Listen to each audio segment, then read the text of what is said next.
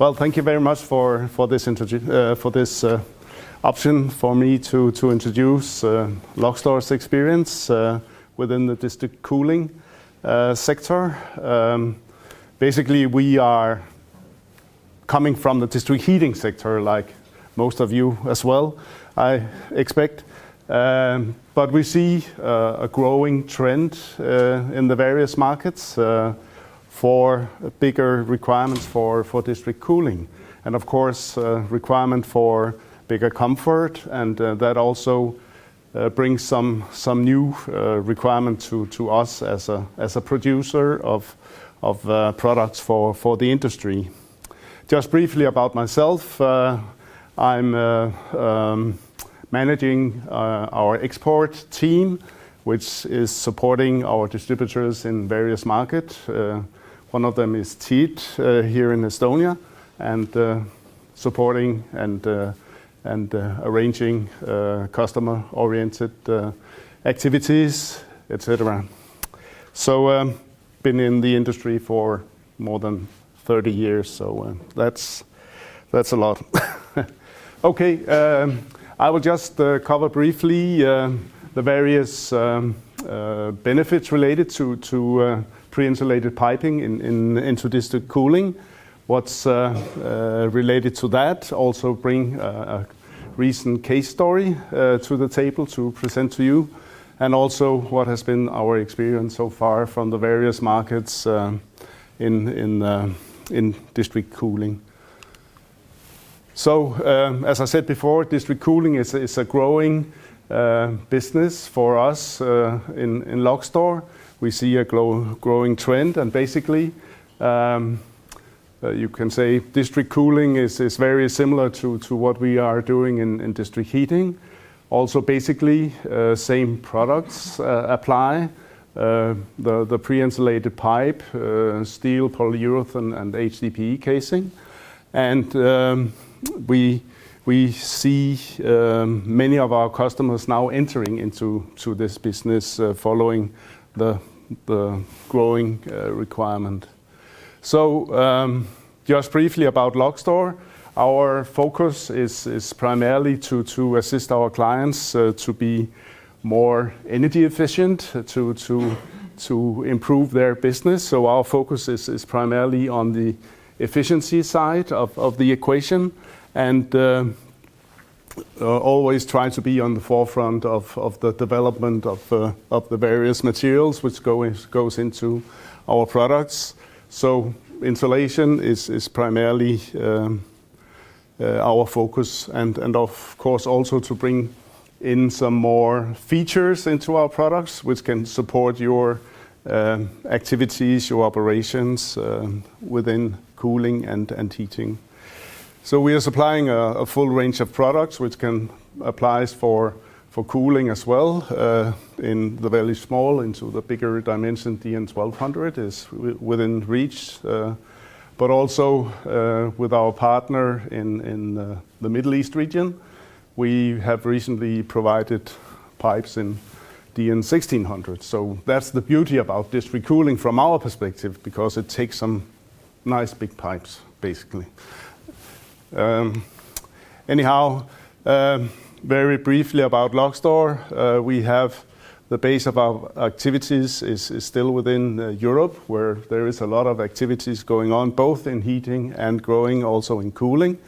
We have our production facilities, is all the green dots, and the red dots are our Logstor sales offices. Additional to that, we are having distributors in more than 30 countries representing Logstor. And also we are having some mobile plants set up here in India, and also a plant now active in Canada, where we are producing products for the oil and gas markets, typically to optimize the logistic costs related to the inbound and outbound transport cost, and to optimize the cost of the products. So in total we are some 1,200 people. in the company and make a yearly turnover of 240 million. We are owned by a Swedish capital fund, and we have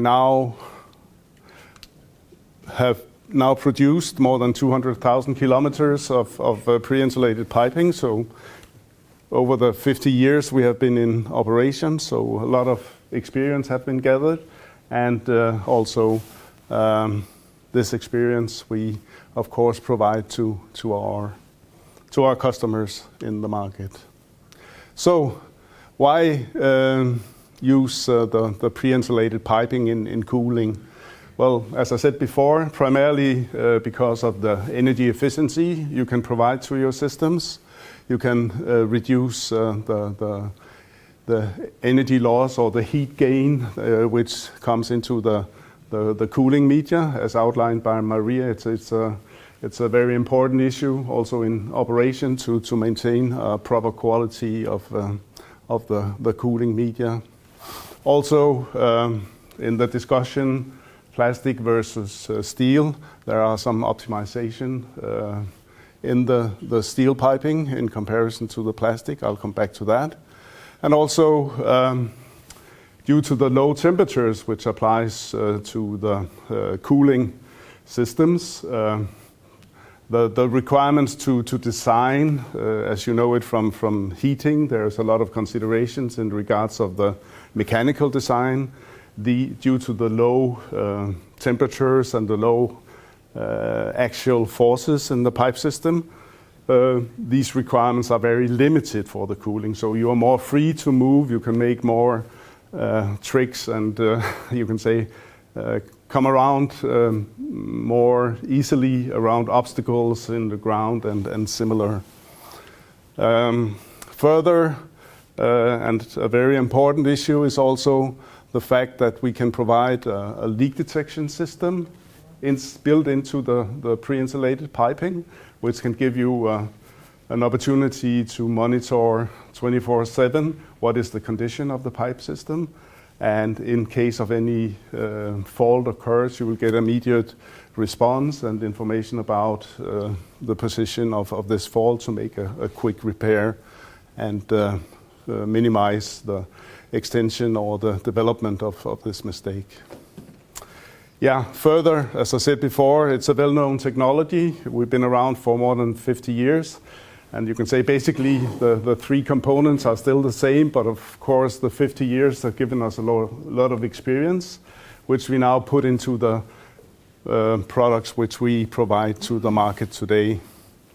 Full dimension range, and also now a European standard for district cooling is actually in preparation. So perhaps next time you will have a seminar like this, we'll be able to present this European standard. At least we are taking part in this preparation of these standards, and of course like to influence that as well, also in regards of the energy efficiency perspective. So there's been a lot of discussions about this insulation material. How long does it last, and what will happen over time? What is the lifetime of the system? And basically, as the insulation material is a plastic material, basically there's kind of an aging to it when it's exposed to higher temperatures. But when talking about cooling, then basically there is no aging of the insulation material.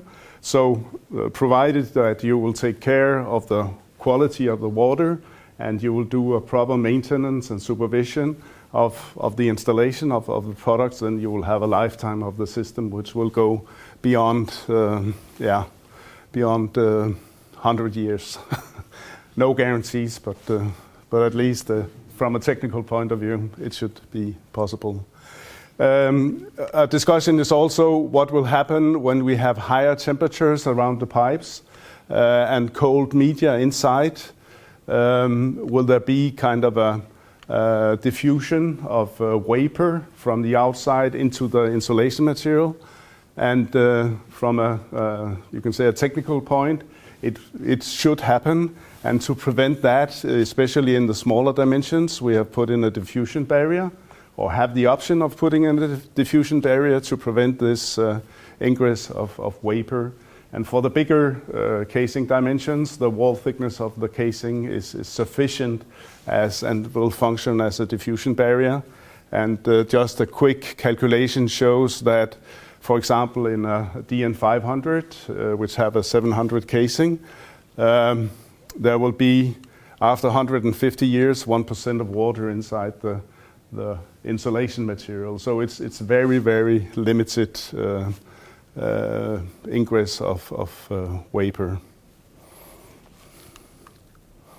So in this discussion about various piping systems for district cooling, it was quite interesting, as also was mentioned in the introduction. I last week attended the IDEA conference for district heating, which is the American or North American meeting point for all people or technicians who are interested in heating and cooling. And there was also a discussion about various types of piping material, what was the best type to apply. And also listening to the experience gathered from these guys representing various campuses, universities in US. These universities, they go way back. Their history is back to, some of them are starting in end of 19th century, so they have very old installations in the ground. Some of them were presenting forged steel pipes, cast iron steel pipes, which were installed many years ago, and they were still functioning. So, of course, from a functioning perspective, this was a good option, as they had good experience with that and would like to continue with that. But from an energy perspective and also from a cost perspective nowadays, this would be quite expensive. So some of the experience which I also learned from this conference was that, at least when it comes to glass fiber and also to PVC materials, experience was not very positive, because there were some issues in regards of the jointing methods of these piping systems, as it's typically what you call it, spigot and what we call it, socket connections, where you put in the pipe ends into a socket, and then you put on glue or some other sealing material. And the experience from that was not very positive. Of course, there are a lot of HDPE uninsulated, but also HDPE insulated. And finally, our product is also being installed also in district cooling and of course in heating schemes in the universities in US. Of course, as we discussed before and also highlighted by Maria, the low delta T calls for bigger pipe dimensions. We must transport a lot of energy with a low delta T. And what we at least observe is that sometimes the comparison between the various piping system, HDPE versus steel, is not exactly taking place on the same level, as of course, depending on the hydraulic dimensioning, which is setting the pipe dimension, you also have to take into consideration the inner diameter of the pipe which you will choose for your distribution system. And typically the steel system will be one dimension lower and having the same capacity as an HDPE in a bigger dimension, which is just highlighted in this table here. And of course, if you go for higher pressure rates, then of course the difference becomes even bigger. And in that case, you can often go 2 dimension levels lower with steel. So in that case, at least from the costing analysis we have prepared, we can see they're comparing pre-insulated steel with uninsulated HDPE. There will be a similar cost for the material. It might be that there are some installation perspectives that also have to be taken into considerations. So we have actually quite a lot of experience with pre-insulated piping for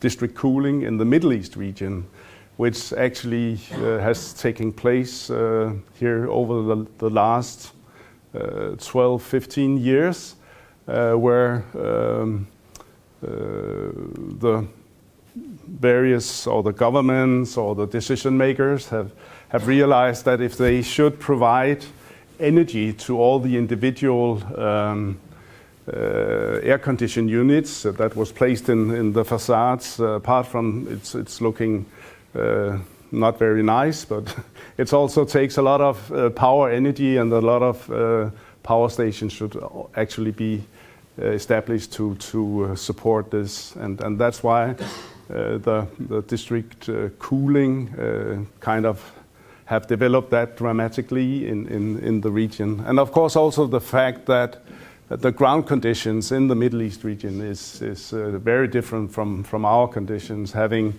35 to 45 degrees C in the ground. So of course then insulation is needed to protect your media. But also now we do see a growing interest also for pre-insulated piping in our part of the world, in the northern hemisphere. And although the energy gain to the pipe systems or to the cooling media is limited, then it's still a considerable impact, and also having you can say both energy need to make the cooling even better, and also there is an environmental perspective which I will just illustrate with this small example, which is actually from the case I will present later, where we have made a comparison for 3.6 kilometers of DN 500 pre-insulated, which was chosen by the utility in Aalborg in Denmark. And if you compare with the 560p HDPE pipe, then you will see that the energy loss is dramatically higher in the HDPE than in the pre-insulated. And then of course will also give some impact during the operation to call for additional cooling requirements to keep the quality of the cooling media. So having the pre-insulated, you will also have some more stable operating conditions in your cooling system. So just very briefly about the products we provide. So a complete set of pre-insulated products, pipes, fittings, joints, etc., which can serve all the requirements, primarily designed for the district heating, but of course also can be applied for the cooling. And the dimension range, I already mentioned that, but also the weldable joints, which we recommend as the best option, especially for the bigger pipe dimensions. So to go for weldable joints, looking at the total cost of investments, which you will put into your cooling scheme, then jointing casing joints is actually only taking up a very small percentage of the total investment. So why not add that additional 1% perhaps, and then get a high quality jointing system which will protect your investment throughout the entire lifetime. And then, of course, as I mentioned before, the leak detection system is a very important element which we can provide together with the pre-insulated, which will give you a total overlook of the conditions of your pipe system. So we can provide different types of detectors, services provided to that, hosting services to assist you in identifying the various information you will receive from the system. So we have two different systems of leak detection.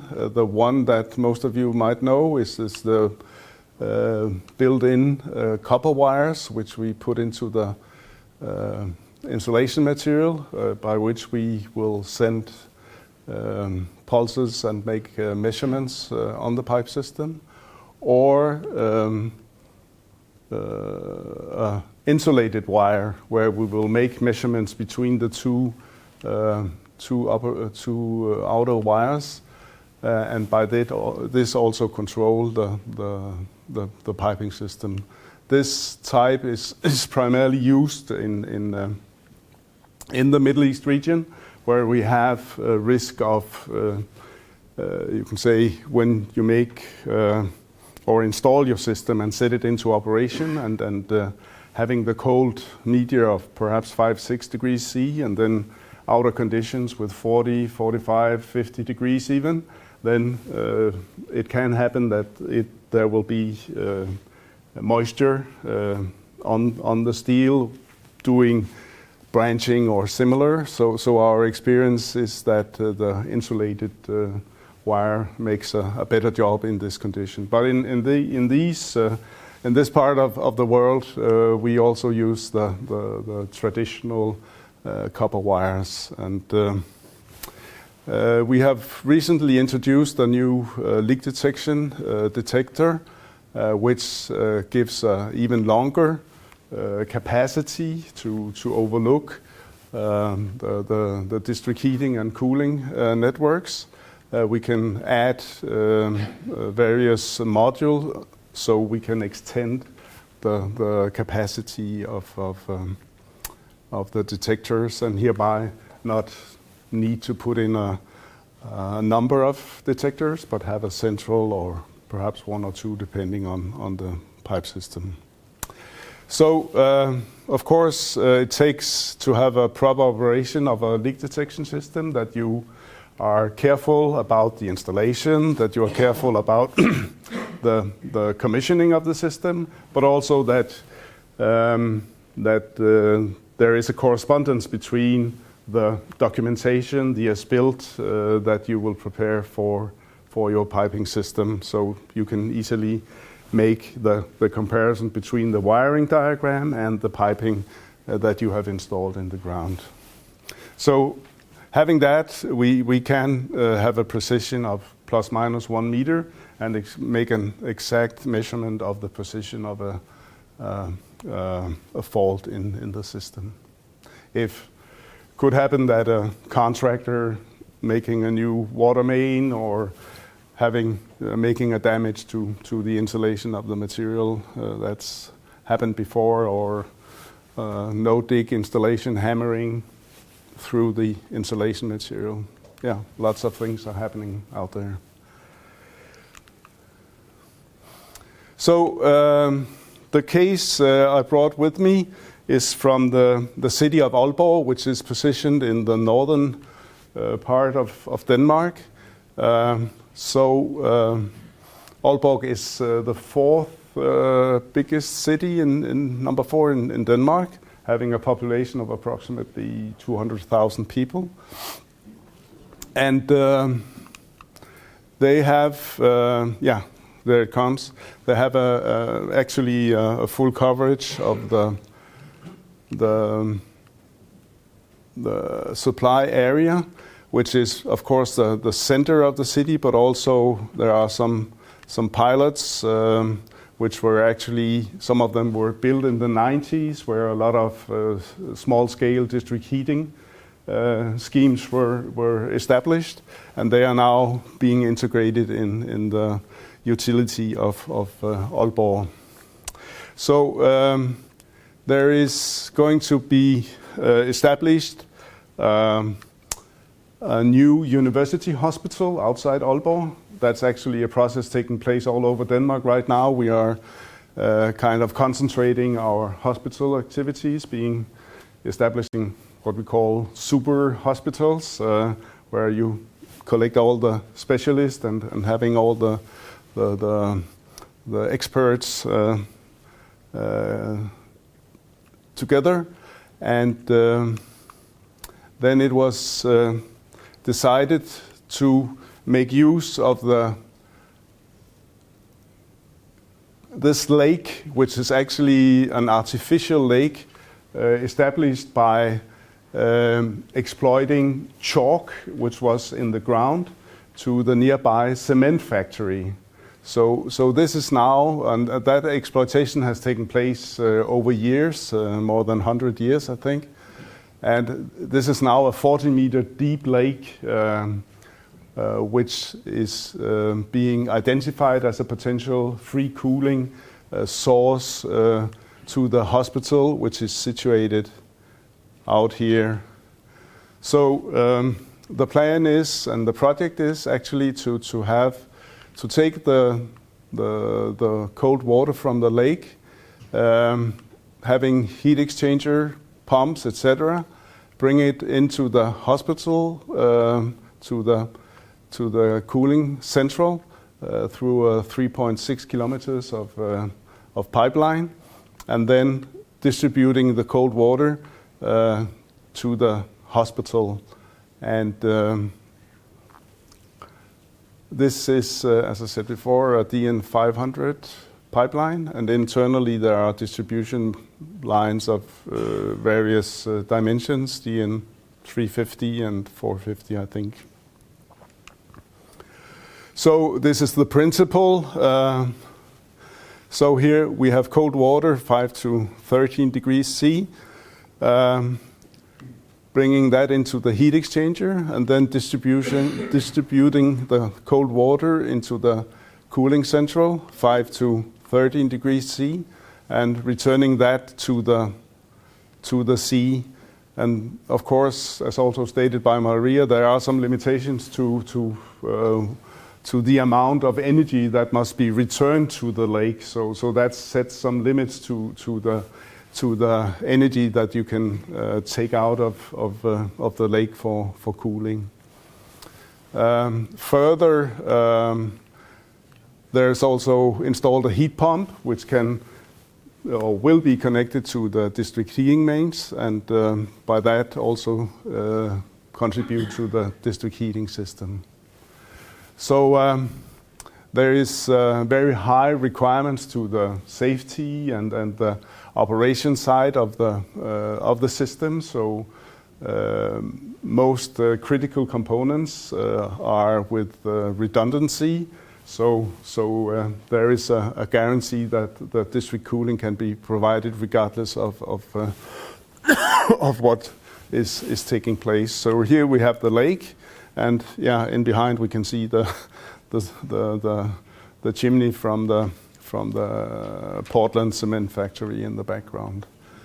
So this has a reduction of the greenhouse gases of approximately 500 to 700 tons, and also the investment is approximately 17 million, which is now being installed and will be taken into operation next year.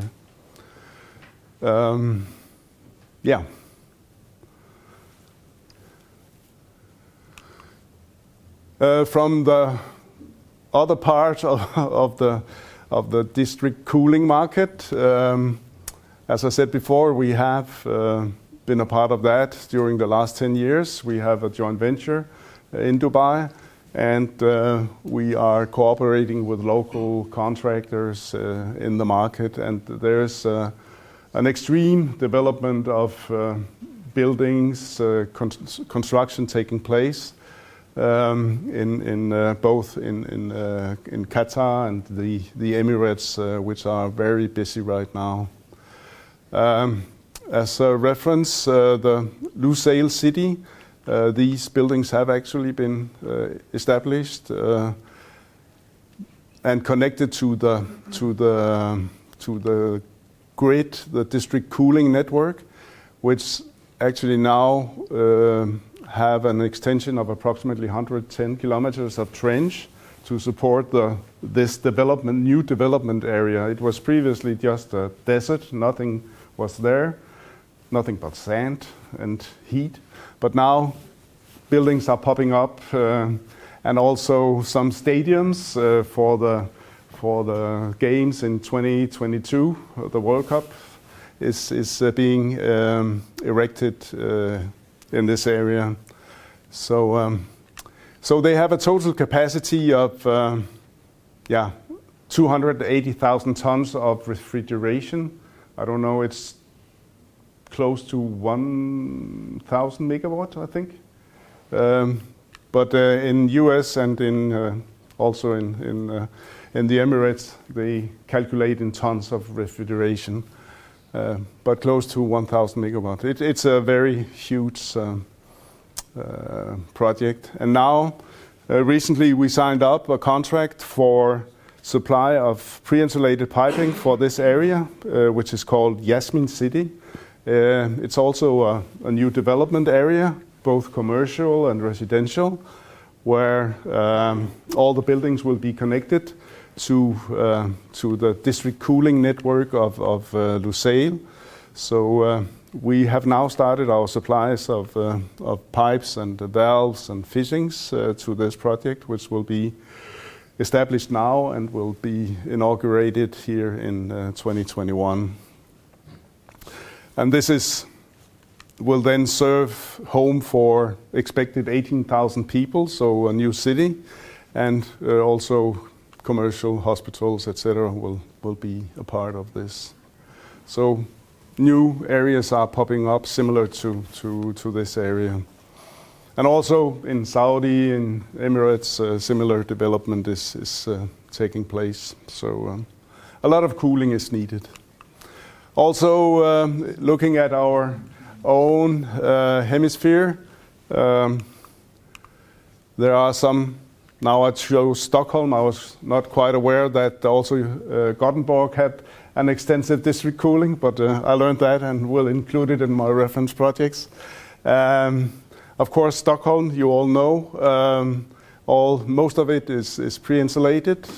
This one is in Barcelona, District Klima, where there is ENGIE is running parallel district cooling and district heating network, where they have now installed approximately 20 kilometers of piping, and in parallel also heating to the commercial areas. Also in Holland, some years ago, Nuon, Vattenfall in Holland installed pre-insulated for a district cooling network in Amsterdam. What did I bring more? Yeah. Climspace in Paris, also district cooling provider run by ENGIE. Also having an extensive network, also primarily installed by pre-insulated piping. And all of these are gradually being extended.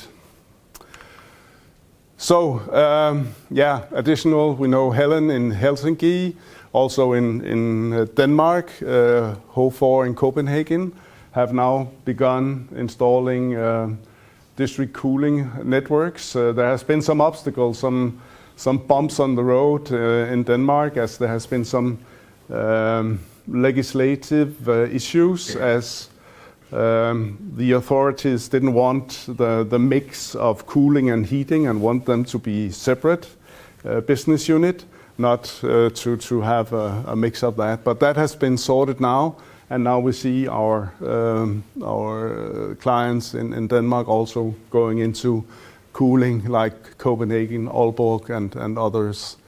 My colleagues in Austria was last week attending a meeting in Vienna where they also start planning cooling, similar to Stadtwerke München. And also I learned that Fortum in Tartu are also now in the process of preparing district cooling. So, as I said before, in general we see an increasing need for cooling, and we do see that will be a growing also in the coming years for the, you can say, to assist our environment and to save some energy.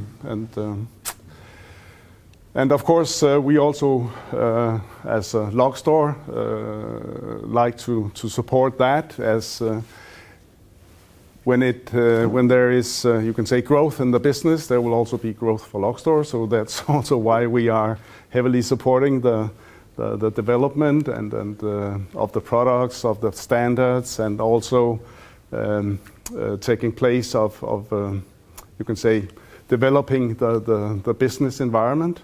And also for that reason, we on a regular basis also arrange some training seminars, and also this spring, TIT together with us will have a seminar here in Tallinn, where we will introduce and discuss various issues related to our business, also mechanical design and similar issues. So that was what I brought today. So thank you for your attention. Thank you, Jørgen.